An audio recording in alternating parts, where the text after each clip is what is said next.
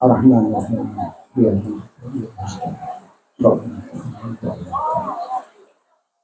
Bismillahirrahmanirrahim. Assalamualaikum warahmatullahi wabarakatuh.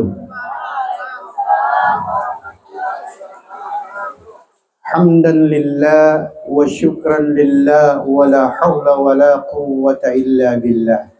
Ashhadu an la ilaha illallah wahda wa ashhadu anna Muhammadan abduhu wa rasuluhu wa la nabiyya ba'da. Allahumma salli wa sallim wa karrim wa 'azzim wa syarrif ala habibika wa rasulika wa nabiyyika Muhammad ibn Abdillah wa ala alihi wa sahbihi wa mawalah. Rabbi shrah li sadri wa yassir li amri wahlul 'uqdatam min lisani yafqahu qawli. Rabbi saddid lisani wahdi qalbi bihaqqi sayyidina Muhammadin sallallahu alaihi wasallam. Amma ba'd. Pertama-tama puja dan syukur kehadirat Allah Subhanahu wa taala. Demikian pula salawat dan salam teriring keharibaan junjungan kita Nabi besar Nabi Allah Muhammad sallallahu alaihi wasallam, baik kepada keluarga dan para sahabat-sahabat beliau. Kedua anak pengantin yang saya hormati, keluarga besar daripada kedua mempelai. Ucapan pertama yang saya ucapkan khusus buat yang menikah dan yang duduk bersanding di siang hari ini. Barakallahu lakuma wa baraka alaikuma wa jama'a bainakuma fil khair insyaallah. Semoga keberkahan Allah senantiasa ada pada kalian berdua di saat kalian sepakat. Demikian pula di saat kalian berbeda pendapat, keberkahan Allah tetap ada bagi kalian berdua. Dan semoga Allah kumpulkan kalian berdua dari awal hingga akhir berada pada kebaikan. Amin. Itulah ucapan yang diucapkan Rasulullah ketika ada sahabat yang menikah. Yang saya hormati pemerintah kelurahan yang hadir pada kesempatan siang hari ini. Tadi disebutkan oleh yang mewakili keluarga yang saya hormati, para sangadi, tetamu dari Bulan Mongondo Timur. Ucapan pertama adalah syukur mu'anto atas kehadiran Bapak Ibu sekalian. Kebetulan yang menikah ini Mamonto, saya juga Mamonto. Cuman yang ini tahu bahasa Mongondo, saya tidak tahu bahasa Mongondo karena lama di Pasar Tua.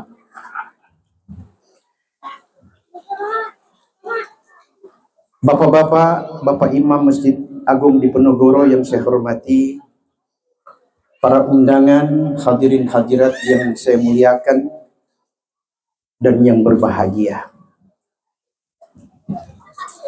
Kalau orang bercinta, ini bicara orang bercinta. Cinta ada di hati, dan dia tidak akan kemana-mana. Itu kata orang ahli cinta. Kenapa cinta ada di hati? Selama rasa cinta itu ada, maka pasti ada rasa suka, senang, dan bahagia. Orang yang tidak pandai bercinta, kata pepatah Arab, "Idza anta lam ta'syak wa lam tadri mal hawa wa kun hajaran min yabisi sahra'i jalmada."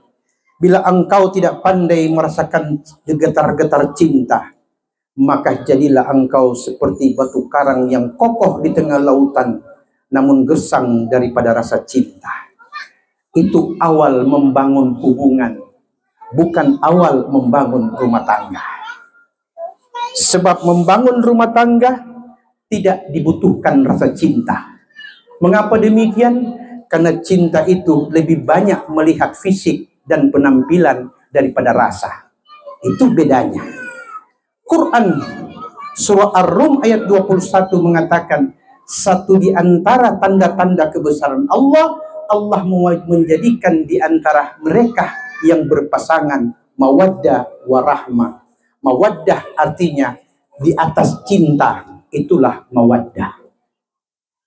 Mawaddah tidak lagi melihat seperti apa dan bagaimana pasangan kita, tapi mawaddah lebih dekat kepada rasa dan merasakan. Itulah mawaddah namanya.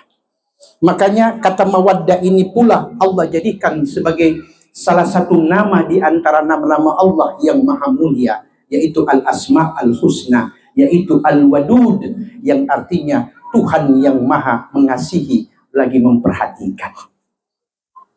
Oke? Jadi Anda sekarang sudah tidak boleh bercinta.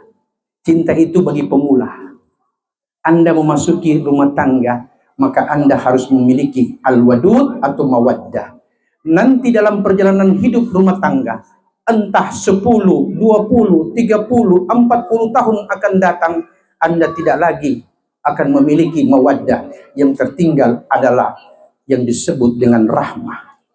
Apa itu rahmah? Rahmah jauh lebih tinggi daripada mawaddah. Rahmah, kakek dan nenek jalan berdua di pagi hari, seakan-akan mereka tidak ingin berpisah. Sudah itulah rahmah. Mereka tidak lagi melihat seperti apa bentuk rupa pasangannya. Jelas? Oke. Berikut. Seandainya ada orang punya rasa cinta, tapi ingin berjumpa karena ada suatu hal, mereka kadang berpisah karena tugas, karena dan lain sebagainya. Maka ada pepatah Arab yang disusun oleh Al-Alimul Allama As-Sayyid Idrus bin Salim Al-Jufri. Beliau berkata begini: Hadzal mithalu li surati khallaftuhu indal ahibbati kay yarawni daiman. Wahada idza azza liqa li furqatin faman lam yajidil ma'a biturabi tayammuma. Artinya, orang kalau tidak nampak maka foto bisa menjadi pelipur lara. Inilah rupa dan gambarku, kata sang penyair, yang kutinggalkan kepada orang-orang yang mencintaiku. Bila suatu saat Allah berkehendak ada jarak di antara kita, ada perpisahan yang terjadi, maka inilah rupa dan gambarku dalam bentuk foto. Maka ini sudah cukup menjadi pelipur lara, bagaikan orang yang tidak menemukan air, debu tanah dapat menjadi tayammum. Bapak Ibu yang saya muliakan, yang dirahmati Allah, nasihat buat kalian berdua, anak-anakku. Rumah tangga tidak seindah seperti yang kalian lihat hari ini. Tatap wajah-wajah tamu-tamu yang ada. Ada yang baru, ada yang sudah usia matang, ada yang sudah tua. Mereka itulah akan menjadi contoh buat kalian.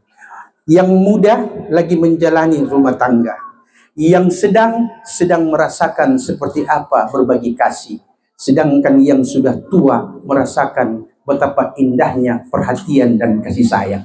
Itu mereka. Kalian pemula, usia kalian baru 1 hari. Setuju? Oke, kita lanjut. Doa makan atau nasihat? Karena saya di mana-mana tidak bisa dipancing. Kalau dipancing kita baca betul doa makan. Bapak Ibu hadirin yang saya muliakan, yang dirahmati Allah. Ada satu pertanyaan dari seorang ibu kepada anak putrinya. Si ibu berkata begini: wahai putriku, bila kelak nanti engkau menikah, ikatlah kaki suamimu di rumah dan genggamlah tangannya sehingga tidak terbuka, dan jadikan suamimu tidak mendengar kecuali suaramu dan tidak melihat kecuali tatapanmu. Itu kata sang ibu kepada anak wanitanya. Kenapa demikian? Si putri bertanya, ibu, apa yang dimaksud dengan mengikat kaki suami? Kata si ibu, pandai-pandailah engkau senantiasa menyenangkan hati suamimu ketika berada di rumah, sehingga bila dia suatu saat berada di luar, dia merasa lebih enak dan lebih nikmat berada di rumah bersama pasangannya daripada di luar. Sekarang pasangan banyak terjadi, lebih suka lama di luar dan bosan berada dalam rumah. Kenapa bosan? Bukan pasangan yang membuat menjadi bosan, tapi sikap dan tingkah laku pasangan itulah yang membuat dia tidak betah untuk tinggal di rumah. Ikat suamimu dengan apa? Perhatian. Oke. Kemudian biarkan suamimu terikat kedua tangannya. Artinya jangan pernah memberi kesempatan kepada suamimu membelai wanita lain kecuali dirimu. Caranya adalah jadikan selalu suamimu bahagia dan selalu senang berada di sisimu. Itulah tandanya kesetiaan. Jadikan kedua mata suamimu selalu menatap kecuali kepada engkau. Artinya kalau di rumah jangan terlalu banyak pakai daster. Apalagi daster yang sutara berabe, kongsububo orang parampadao. Kalau orang tanya, kenapa begitu Ustadz? Atau kenapa begitu Ibu? Kan kita ada laki. Itu laki masih manusia. Dia bukan robot. Selama dia masih ada hati, selama penciumannya masih bagus, matanya masih terang, masih banyak wanita di luar yang akan mampu menggoda dan menggugurkan imannya. Jadi daster boleh dipakai, tapi jangan selalu tampil apa adanya. Artinya si ibu berkata, biar di rumah pakai kasihan tuh pakaian yang bagus-bagus. Beli parfum untuk di rumah, bukan parfum untuk di luar. Karena parfum di luar pasti aromanya lebih tajam. Setuju? Oke. Kemudian biarkan suamimu merasa tenang berada di sisimu, biarkan tangannya terikat, matanya menatap kecuali kepada engkau, dengan satu catatan. Ini semua akan terjadi. Halo? Yuhu. Ini nasihat cuma satu kali seumur hidup. Karena jangan sampai ada nasihat di depan KUA. Itu lain lagi ceritanya. Mau Ustadz ajar doa baking anak? Ya. Ini doa bagi pengantin baru. Ya. Usahakan kalian berbakti kepada kedua orang tua. Kedua orang tua yang dimaksud adalah orang tua yang melahirkan dirimu dan orang tua yang melahirkan pasanganmu. Hukumnya sama-sama adalah orang tua yang wajib kita berbakti. Pak, Ibu, ada mantan menantu. Oke? Ada mantan suami dan ada mantan istri. Tetapi di dalam Islam tidak ada mantan mertua. Sekali mertua sampai hari kiamat tetap mertua. Tidak batal air wudhu antara mantan menantu bersentuhan dengan yang namanya mertua. Dengan satu catatan. Dalam hukum Islam dikatakan, bila engkau telah tidur bersama dengan anak gadisnya, maka jatuhlah hukum mertua selama-lamanya. Jadi tidak ada mantan mertua. Jadi paham? Jadi kalau ada nanti di luar sana bilang, oh itu kita mantan mertua, sampaikan kalian salah. Karena di dalam Al-Quran dijelaskan ada 15 wanita yang haram dinikahi sampai hari kiamat. Satu di antaranya adalah mertua, bukan mantan mertua. Bapak Ibu hadirin yang saya muliakan. Taatmu kepada ayah ibumu itu menunjukkan bahwa engkau berkeinginan agar anak-anak kalian kelak juga taat dan cinta kepada kalian. Bukankah Nabi kita mengatakan, birru aba'akum tabarrukum abna'ukum, berbaktilah engkau kepada ayah ibumu, niscaya anak-anakmu kelak akan berbakti pula kepada engkau. Ada budi, ada talas, ada budi, ada balas. Kalau kalian ingin anak-anakmu durhaka kepada kalian, maka mulai dari sekarang durhaka kepada ayah dan ibumu dan mertuamu. Pasti kelak kau akan dapati hal yang lebih pedih dan lebih menyedihkan daripada apa yang kau buat. Setelah engkau taat kepada ayah ibumu, ketaatan kepada ayah dan ibu bukan seperti yang dicontohkan tadi itu, yaitu lagu dengan lagu apa tadi itu? Surga di bawah telapak kaki ibu. Saya juga heran Pak Imam. Ini lagu surga di bawah telapak kaki ibu sudah jadi lagu wajib kalau ada nikah. Kalau tanpa itu surga di bawah telapak kaki ibu seakan-akan tidak sah itu sungkeman. Bukan itu yang akan menunjukkan rumah tangga kalian bahagia. Tapi sesudah itu, bagaimana engkau cinta dan sayang kepada ayah ibumu dan mertuamu, itulah bakti yang hakiki. Saya sudah menyaksikan Pak, berapa banyak orang yang duduk sungkeman pada hari pesta, tetapi yang terjadi adalah sebaliknya. Kedurhakaan yang nampak bukan kecintaan, apalagi ketaatan. Jadi kalau boleh, saya menghimbau saudara-saudara, sudah tidak usah pakai-pakai tuh lagu-lagu surga di bawah telapak kaki ibu. Biarkan mereka buktikan di mana itu surga. Selagi ayah ibumu masih hidup, surga ada di rumahmu. Dan bila ayah ibumu telah tiada, maka carilah surga dalam ibadah dan hal-hal yang lainnya. Bisa dipaham? Berikut yang terakhir. Tadi malam akad nikah. Jam berapa? Ya? Jam 8. Belum bikin apa-apa toh? Belum. Sebentar, istirahat. Jaga stamina. Karena apa? Itu capek dengan itu biasa lain. Ini usah pengalaman. Nanti esok yuk. Sabar itu selalu manis akhirnya. Kalian wudhu, ini siapa namanya? Irawan ya. Wudhu, ambil air wudhu, sholat sunnah 2 rakaat. Ajak istrimu sebagai makmumah dan engkau sebagai imam pertama dalam rumah tanggamu. Sesudah itu baru kalian berdoa minta kepada Allah. Apa yang kalian minta, dengarkan Ustaz bacakan doanya ya. Nanti ke belakang itu hafal. Allahumma barik lana. Sambung. Allahumma barik lana. Nah ini so lapar.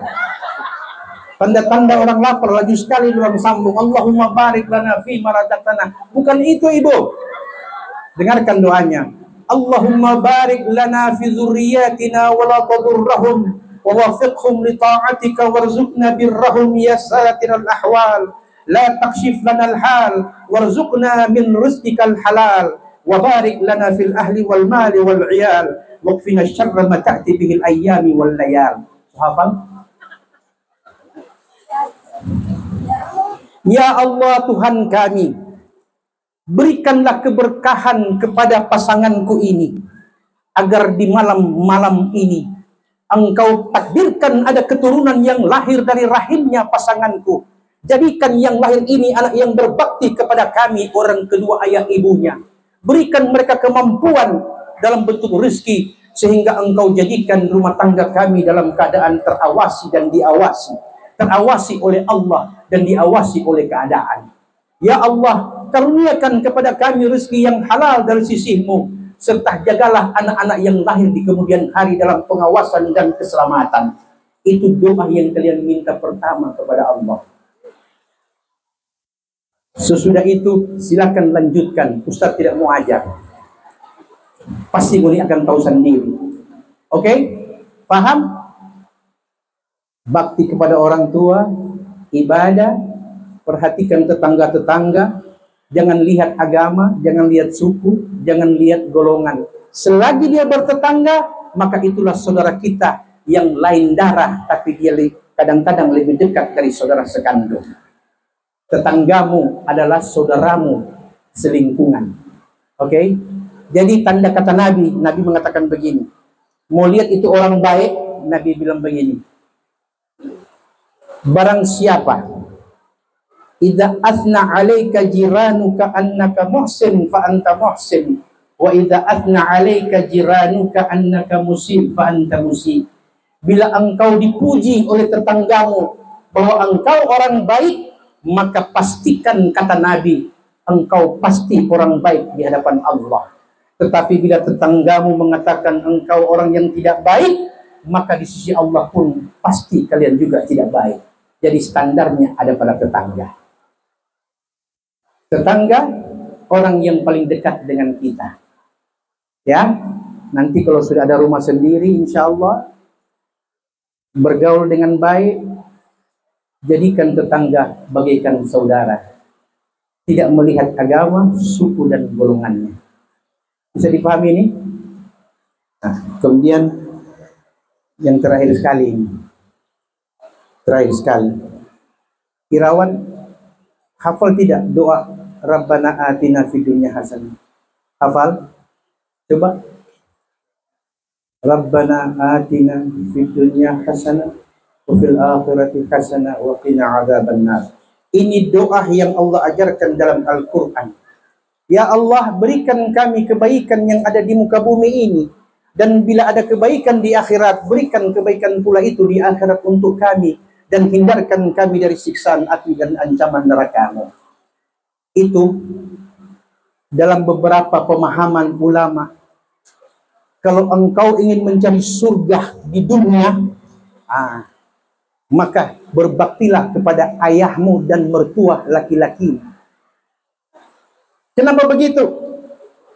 Karena surga di dunia ada di bawah telapak kaki ayah. Ada hadisnya yang mengatakan, salasatun da'awatun mustajabah la syakka fihin.